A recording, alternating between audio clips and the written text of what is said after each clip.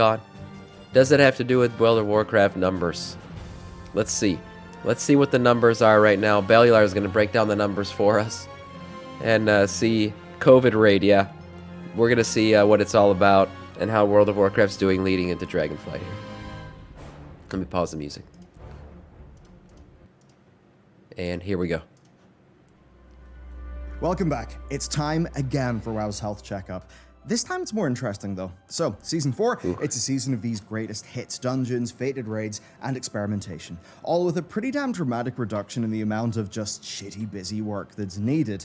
It's also a season that, at least per the metric of something to do, did remove the usual mammoth content drought that WoW tends to have at the end of an expansion. This has been one of the better end of expansion seasons. Season 4 basically represents the efforts of a somewhat more player-centric, feedback-responsive Team 2. So, did it work? Well, we love diving into this data. Hit the description, by the way, for the, full dive in what the data actually is and how it's sourced.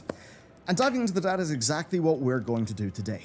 We're going to find out, did this experiment solve the content drought per the numbers? Did it retain more players than usual, prevent raid population fall-off? What did not work, and what did work? Like today's sponsor, buyraycon.com/Bellular. Oh, there it is. You'll get 15% off your first purchase, plus $20 off the gaming earbuds, or $10 off the gaming headset. And yes, I said gaming. Raycon are moving in with the wireless gaming earbuds and headphones. Both of these are compact, portable, and great for gaming on all of your devices. Raycon. They're making wireless gaming and headsets. They come with 3 different sound profiles. You've got pure, balanced, and bass. For me personally, I prefer pure. Now these pair seamlessly with all major platforms at the click of a button. Personally, I've really enjoyed the earbuds. I love gaming with wireless buds because they're comfy. I like That's why everyone's sponsored by them. Also suck, so maybe. Win. Now, 5 gel tips means that you will get a perfect, comfortable fit that offers you really great passive sound isolation. They've got a total of 31 hours battery, intuitive touch controls, and of course, they're obviously great for more than just gaming. Going around, listening. No, I mean, Epic, he's talked a lot of shit about WoW in the past. Yeah, he's saying he doesn't like Bellular because he talked a lot of shit about a game that he plays all the time. I understand that sentiment, but honestly, he's been very positive about Dragonflight, like many reviewers have, and it's exciting. It's exciting because I think it means this expansion should be good. Listening to podcasts. I really like Ali Abdal's one. I've been listening to that recently.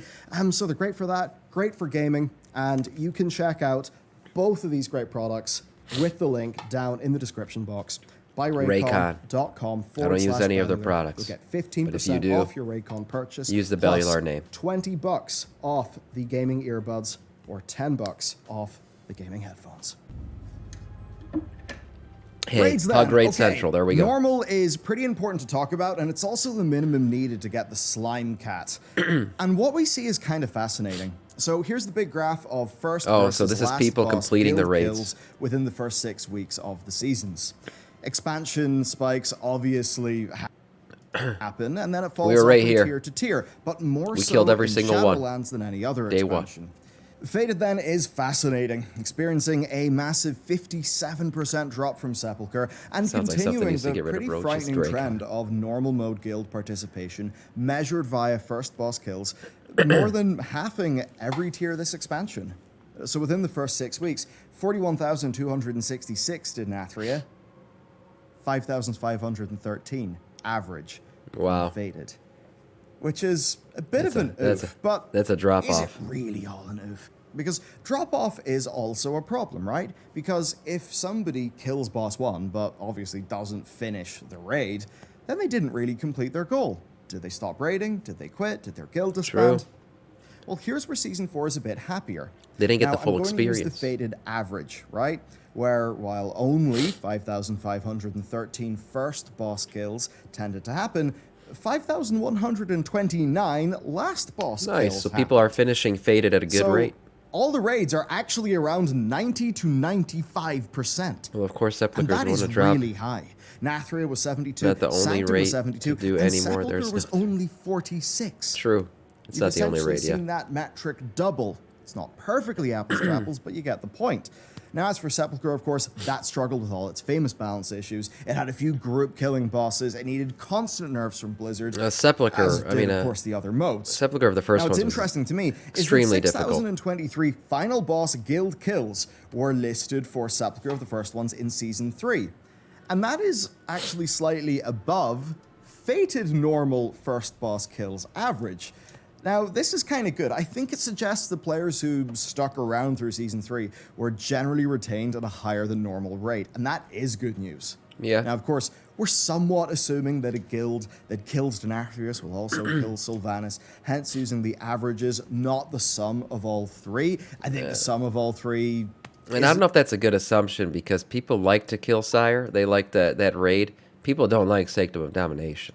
So I don't know if everyone who killed Sire would have killed Sylvanas, but then again, there's a Slime Can mount, so there was motivation to do it. Well, honestly, neither are perfectly representative, but we've got to work with, well, what we have. That being said, there's not a large fall-off from Fated Raid to Fated Raid, and I think that does at least show that people who stuck enjoyed around Fated, and then. did so for a few weeks to do a bunch of that content. So I think this is actually a really big result for Blizzard. One thing it could also be is that the people who stuck around are the people who just stays up to WoW no matter what. Like, all that was left was the hardcore players who just are always going to raid and always play the content and always stream the content, you know, like me.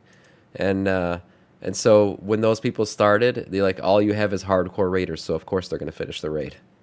But you know what's also odd? Heroic numbers. Because in a way they're similar, and they're different, they're also larger. Now, Larger. while normal was needed for the Slime Cat... Well, heroic was a better gear drop, right? Obviously. I mean, it's always a better gear drop, of course. But it was better gear in terms of it was a big enough jump to be worth it.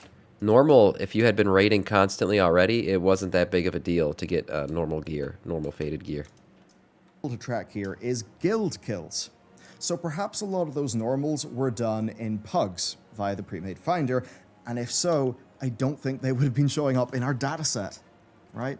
So that disclaimer said, let's talk about heroic, which will generally have a lot more guilds. So while only 978 guilds killed Season 3 Zovaal on heroic in the first 6 weeks, an average At this point, we are a guild, yeah, 4,818 basically. We're performing like one. last boss kills were recorded on heroic Fated, with 7,964 first boss kills. Now, the clear percentages are, of course, much lower than normal. It is harder content after all, 60.5% on average. And the thing is, that's triple Nathria, and it's a lot higher than the Sanctum in the same time span. That is actually pretty cool. Sepulchre, of course, looks the way that it looks because of Zovaal's somewhat shorter availability and tuning issues that we've, of course, went into in detail before. Right. Now, comparing first boss kills, we see a 23% decline from the past tier, which is so much smaller than the 57% decline that we saw on normal, and it's smaller than what has generally been seen in heroic mode this expansion. So once again, yeah, this is good news. And if you want to laugh, the last boss kill rate within the first 6 weeks, it increased by 392%. Damn. Which, of course, is just funny. It says more about Zovaal than it does about Fated. But overall, I do think this stuff is noteworthy because... I mean, Zovaal, what did he say exactly? Last boss kill for... Oh, yeah, okay.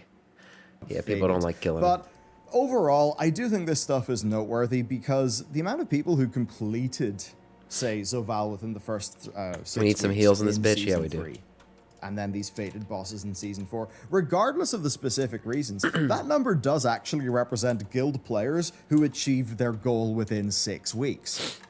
So surely then, Fated may represent a more satisfied player We cleared base. all 3 Fated raids Now, when we go as to soon as they were Mythic, available. It's also promising. Participation, as shown by first boss kills, has remained flat, and that normally does not happen. Now, that said, yeah, it makes sense that the game's most invested players would be the most likely to stick around. Plus, the deterministic gearing offered by the dinars and the upgrade tokens has likely boosted enjoyment too. Clear rates are still low because it is hard content after all, but if you want to laugh, they are 1,750% higher than Sepulchre, which again, because Sepulchre was a weird outlier, I sort of bring up as a joke, but these numbers are significantly higher than Nathria and Sanctum. Now, with Mythic being harder, we should definitely expect slower progress within 2 fated cycles, which is 6 weeks. That is what we're seeing in the data. And overall, I'm going to call this, well, I'm going to call it a win. But you might be thinking then, what about Dungeons? Okay. Because they also got a lot of love. He calls it a win. Mythic Plus. Oh, yeah. Okay, let's see how Mythic Plus was. A quick thing in data. We had 2 sources, there's Best Keystone and Keyscore.me. Now, we used Best Keystone for a long, long time, but unfortunately it died for a bit, so now we're using Keyscore.me. But you may notice Where the fudge is, these everyone, I just massive think people numbers aren't in the playing millions, well right now. Whereas Epic. you had smaller It's going numbers to take some on time, the other data but we'll source. get the raid filter. It actually turns out that Keyscore counts character runs, not It's been like total this all group week. runs. So when you divide the best, or the Keyscore.me stuff by 5, it actually brings its historical numbers more in line with Best Keystone. So the upshot actually is that we've got pretty damn good Mythic Plus data. So what story does it tell? In short, it's pretty fucking good. Now, sadly, week 1 of Season 3 has broken data on our source, but all the other weeks in this sample does work, and we're using the first 8 weeks. So we can make a comparison, and it's a bloody interesting one, where compared to Season 2 and Season 3, Season 4 actually has the strongest start, rather dramatically so, with week 2 of Season 4 being over double that of week 2 Season 3, and still much higher than Season 2. I mean, wow. The drop like these numbers from, are really comparable to the other seasons. Absolutely is there in Season 4. Which is surprising. I think obviously there's a lot of novelty there, so people would have piled in and people would have been filtered out pretty Playing quick. that Modern Warfare And by Amanda week 6, campaign. you actually see that Maybe. all 3 I seasons said that early on. are I was like, around the same. Modern Warfare came out. Overwatch 2 came out. There's some other games that people are playing right now besides WoW. Everybody will come back as soon as, pre-patch hits. You'll get a big wave. Pre-patch phase 2 with the Dragtheer being able to make them, you're going to get a massive wave, and then obviously the day the expansion launches, everybody's going to come back with one nostril plug sniffing that WoW crack. It's just going to happen. It always does. Performance. But that being said, Season 3 may have actually had artificially inflated numbers. Ish. And there's a few reasons for that. Why is that? Number 1, you could get tier loot from the Great Vault. So much like how Mythic Plus participation skyrocketed in Season 4 of Battle Just waiting for God of War and Assassin's Creed. Both are going to be great, I'm sure. Tier could appear in the Great Vault, you were seeing a lot of people want to fill up their vault, even if they weren't really a Mythic Plus player. And also, there were 10 dungeons in the pool, and that did come along with a higher Keystone Master requirement, and that does mean that in Season 3, people were incentivized to run more dungeons. Whereas, of course, if you look at Season 4, it is 8 dungeons instead of 10. Now, taking those factors that boost Season 3 into account, if we were to assume then that Season 3 is maybe a decent bit lower than Season 2, I think that does make sense, right?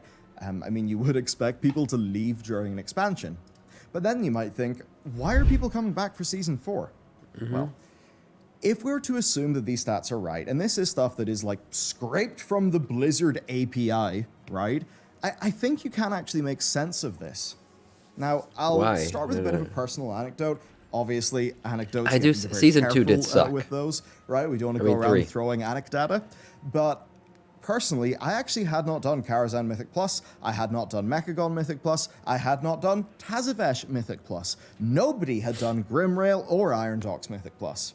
A lot of new content. Even if you played those dungeons back in the day, right? Even if you did Karazhan Mythic Plus, I hate to break it to you, I really do, but that was in like 2016, 2017. Yeah, to like 2018. That's like 4 years ago. Yeah, so true. I think that will have felt novel to people, right?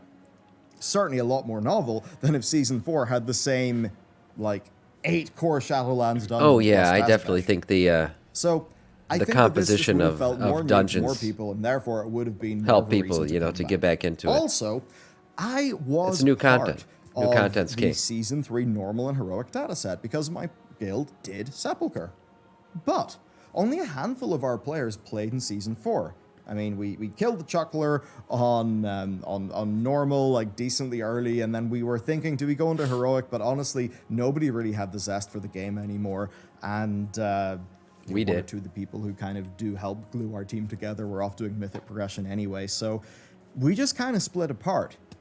That meant that, yeah, I was there in Season 3 for the raid data, but I am not represented in the Season 4 raid data. But to the few of us who did come back, we did Mythic Plus. It did feel more novel, and the cross-faction stuff made the Alliance Pug experience far better, and that was an interesting thing. Hey, cross-faction, that's right. I forgot that came out then. Data. I That's was a big seeing one. numbers in Season 3 that were like 21% Alliance, 25% Alliance. Like, you are seeing numbers more like 35, 37% Alliance in Season 4. And I think Nice. that just Yeah. shows I forgot how about much that. better Cross-faction of a rating, of experience course. there now is. The cross-faction has been added into the game. Of course, me and Matt got that on turbo mode because, well, I was healing and he was tanking. So overall, to me, it really does not seem insane that so many people would go and check out those dungeons for the novelty. I'd also say that, like, the final wing of the mega dungeons, like, it's not super, super long, right? And I don't know, like, between Iron Docks and Grimrail as well, like, those just feel like very doable dungeons. Yeah, they're so quick. We're overall seeing participation is up. Now, we can't really see specific player numbers. I'm sure that via the Armory API, you could find out how many people got Keystone Master this season. So I think that's probably the sort of thing we need to work out as a data source ourselves. If we can get like a little bit of development work done so that we can actually store all that data as time goes on. So, you know, there could be some funny business, like you could have the same number of players, but they're just running more Mythic Plus.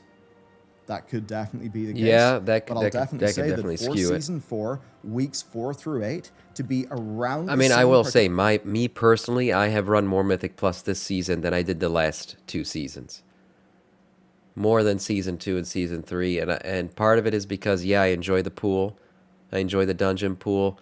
The second part is gearing out in faded heroic raids has really made Mythic Plus that much easier. So I feel like just some helicopter dick in God mode through all these dungeons, which just makes it more fun. So that's my personal experience with Mythic Plus this season. participation of prior I got seasons of KSM for the game first time is this just season, Raina fantastic. says. Yeah. Especially when you think about I how think a this lot of people did. fundamentally is all, you know, greatest hits What's up, content Lucy? rather than brand new content. How it didn't come with a new story, a new like core hook, a major new marketing beat, or a new zone. And this absolutely, I think, shows the benefits of shaking up that dungeon pool. Another Yep. thing then is uncapped valor points. That's a fairly massive change. Right. It would mean that if you kept running dungeons, you would keep feeling rewarded. And Yeah, that's that important. incentivizes people to keep playing. If there's a cap, So they're as going for to my stop. analysis on this, I've got to be real with you. I'm kind of over the moon at these numbers. This is great. I mean, let's be real. Almost every single data video we've done in the last 2 years has been bad news. True. So seeing that these faded raids are seemingly doing a good job at retaining players, that is a brilliant sign. Even if those numbers I definitely think we'll compared to the see past of the game, faded small. rating become an That end of hopefully indicates that expansion the same plan, thing. executed better, Always. and in a more healthy expansion, that would yield similarly strong retention, but with a higher like baseline number. As for Mythic Plus, that's simple. Novelty wins, uncapped VP wins, getting tier gear via the Creation Catalyst wins. This all Yep. too does line Those are up all with things broad that- community feedback, which has been very positive. That are positive There have been a things. few points of feedback, some class balance things, people wanting the dinars to be less stingy, and obviously this season having no new things for world content players.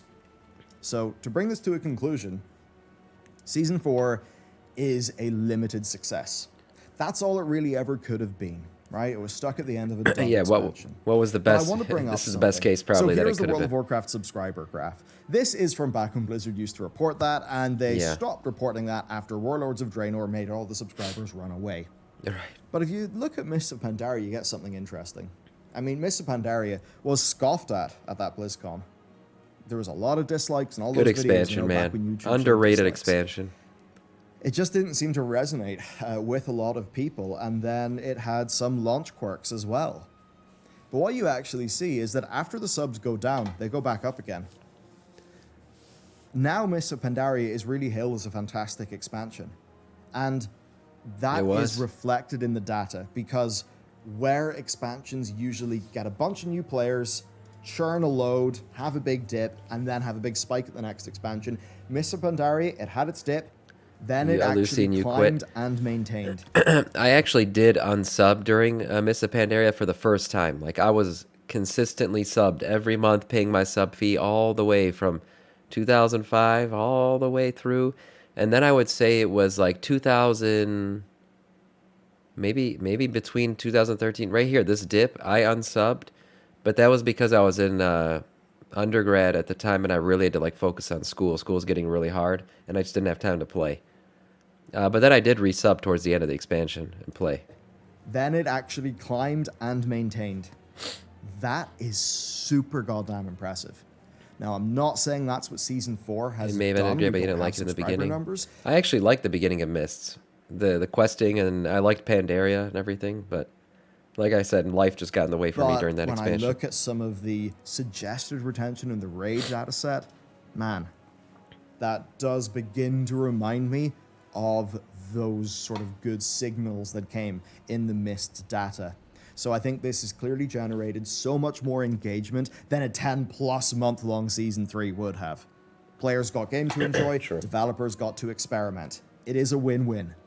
So then what can we get in the future? I mean, what? Faded old raids as a side activity alongside current raids? I think they'll always Maybe do the faded system. Time-walking sort of old raid from thing now on, where the old raid gear is actually you good. loved Mists, Pronk loved Mists from A to Z. The more deterministic gearing they experimented with. Blizzard being willing to uncap VP and Conquest a bit earlier on in a season. Or just be less restrictive in general. Hard to say. But the World of Warcraft dev team had to move on to Dragonflight. Those who stayed behind, though, and cracked out this patch, did a fantastic job. They did good. I agree. Just imagine if the final patch of Legion was like this. Emerald Nightmare with proper balance. An awesome selection of raids to do. Even look at BFA. Dazara Lore was hailed as one of WoW's best raids in years. Dazara Lore was great. If that was available on an equivalent of Faded, then, I mean, after I killed N'Zoth, yeah, I would have went back and done that. Yep. Especially if they fixed up the corruption gear acquisition stuff and backported it into the old content, maybe made it fully deterministic. So do you see my point? The idea of doing like a greatest hits remaster season at the end of an expansion, it's going to happen is every just expansion from now on. It That's takes what I totally believe. Where there would almost always be a content drought, and it actually Faded rating was definitely a success. It's nice to do a data video that is not all doom and gloom. So that's good shit. And let's hope that good shit continues into the next expansion. So that's it for today's video. Thanks to our sponsor. You can check them out down below, and I'll see you next time. Yeah, so how do you feel about that? How you guys feel about that? Well, the numbers, I'll tell you, like, just from my stream alone. How do I feel about the numbers? Well, Faded rating came out. Joshua. Faded rating came out, and it did bump up my stream a little bit.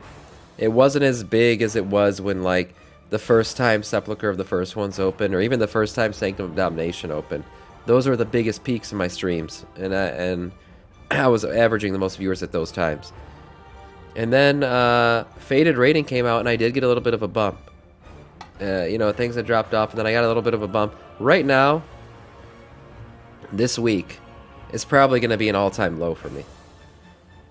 I mean, I'm telling you right now, this is probably the hardest week I've had in terms of forming up a group, keeping viewers in the stream. I think everybody they basically got the pre-patch announcement, and now everyone's just waiting for that. Everyone else is done, you know, just chilling, and they're waiting for a pre-patch to drop. That's basically what's happened.